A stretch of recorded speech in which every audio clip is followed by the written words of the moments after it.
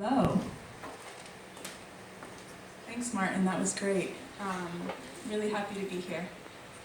So, my name is Danielle, and one of the things I care most deeply about is bringing deeper, more loving, and more inclusive wisdom into our world right now.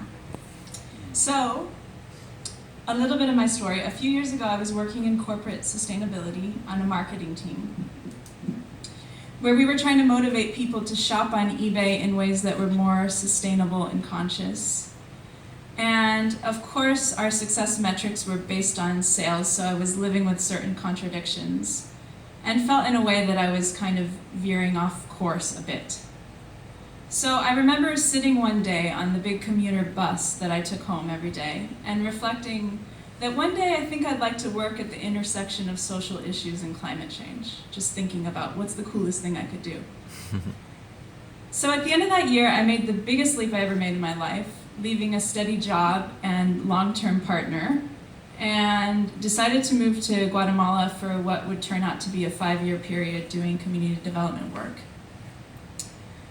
And at the end of this period, I decided I needed to keep going, move onward, and turn back towards this intention of addressing climate change and looking for ways to do that with my deepest wisdom, and exploring how to make space for the deepest wisdom of others too.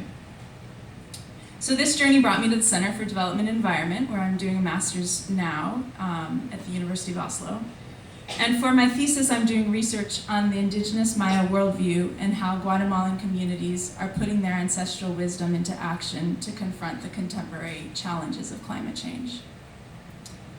But today I'd like to focus on a much broader theme which underpins my research. Namely, I would like to make a case for why it is that worldviews, as structures of human meaning-making and wisdom-making, are critically important to understand for advancing social transformations in a time of climate change.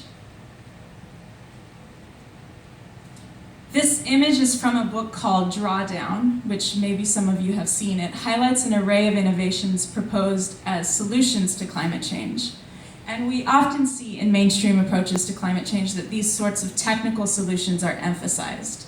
Reforestation, cleaning the oceans, and on the extreme end, the promise of geoengineering solutions, like the development of machines that will suck carbon out of the air one day, right? Some of these solutions are really inspiring and important, and some bring up serious ethical considerations. But I no means wish to put down on this work as a whole. It's important and needed, and bringing solutions-oriented thinking to broad social awareness. But I might ask, what is missing from our discussion to solutions thus far? And why is it that despite having developed all of these potential fixes, we still lag far behind where we need to be in terms of implementing them at a global scale? There are, of course, many dimensions to this question, but I think the refrain we often hear is that we are lacking collective will. But what is at the root of will? Why have humans been unable to galvanize enough energy and urgency collectively to implement action that even begins to get at the depth and breadth and scale of transformations that are needed to confront the challenge of widespread ecological disaster, despite the severe risk that it poses to human and non-human life? As humans, what sets us apart from other species is essentially that we are meaning-making creatures. So our worldviews forge the world. The modern world we see today had its birthing pains in great pioneers of thought during the Renaissance and the Enlightenment, who ushered in a new worldview, characterized by conceptual advances and new distinctions, allowing us to develop science as a powerful endeavor, distinct from magic and religion, and unleashing the human capacity to restructure the world through the global capitalist system we see today. These are the quadrants of integral theory developed by Ken Wilber, which illustrate the relationship between what Wilber considers to be 4 irreducible dimensions or basic perspectives on reality. So the quadrants are formed by juxtaposing 2 continuums, the individual and collective dimensions, and the interior and exterior dimensions. So in the upper right quadrant, we have the individual exterior dimension, which is everything about me that is tangible and concrete, including my body, my actions, and my behaviors. And in the lower right quadrant, we have the collective exterior dimension, which has everything to do with systems, both natural ecosystems and human-built systems. So it could be like all the chairs in this room, or our energy infrastructure, or our modes of production. The two left quadrants deal with subjective and what Wilber calls intersubjective dimensions of reality. So in the upper left, we have the individual interior dimensions, which has everything to do with what I personally believe, my thoughts, my feelings, my perceptions. And in the lower left, we have the interior of the collective, or all that we collectively hold to be true, our values, our shared cultural narratives, the social norms we adhere to that aren't written, right? Language, meaning. Incidentally, the modern worldview mostly concerns itself with exterior dimensions. And while its gutting of subjective interior dimensions is part of what has driven us to the point of life-threatening ecological disaster, it is from within this same worldview that the dominant approach to solve the climate crisis brings an exclusive focus on technical dimensions. So we've gotten really good at this kind of approach, right? Of looking at the world like a system or a machine and engineering our world from the vast technical expertise we've developed. If you have a hammer, everything looks like a nail. Ideas, and indeed our interior dimensions as a whole, matter deeply. Wilber proposes that these four dimensions co-arise, influencing one another. So, for example, the educational system of the world I grew up in is going to have a strong influence on the values that are held up in my culture, which in turn affects my individual consciousness and the behaviors I choose to engage in.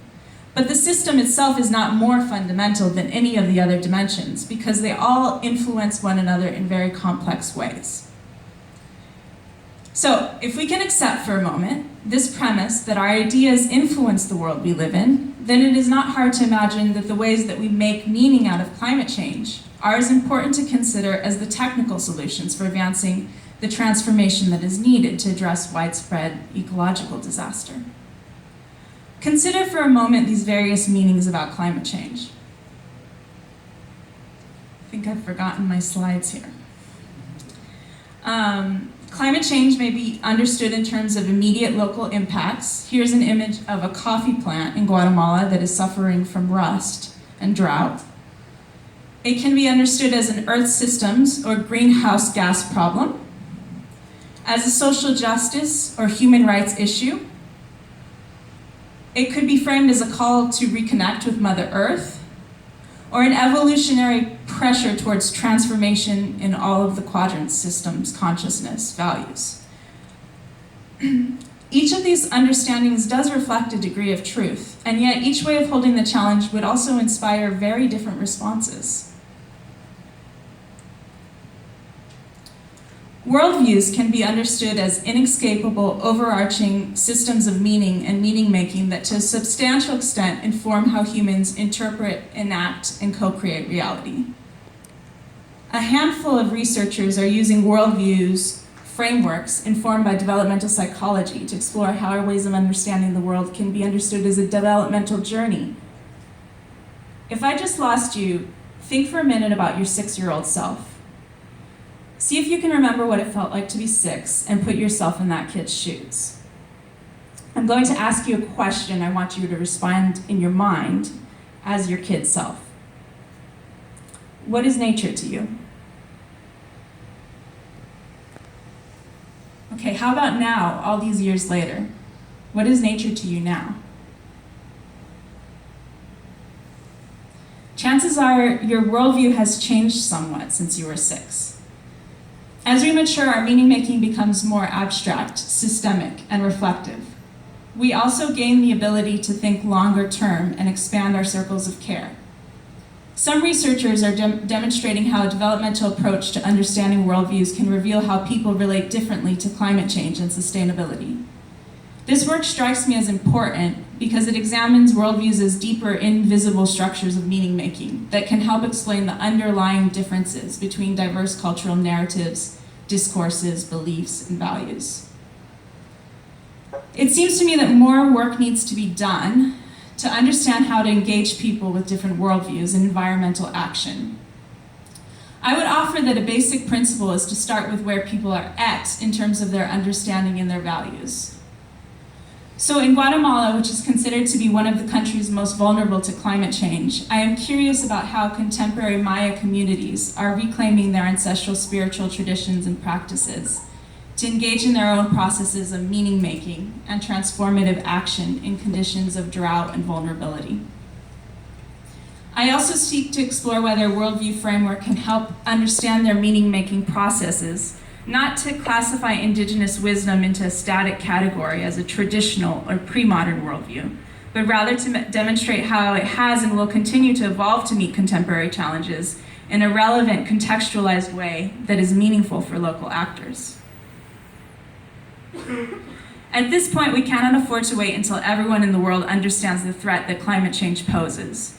What I hope to demonstrate is that understanding worldviews can help us understand where more people are at from within their own meaning-making and wisdom-making frames, and include more people in our approaches.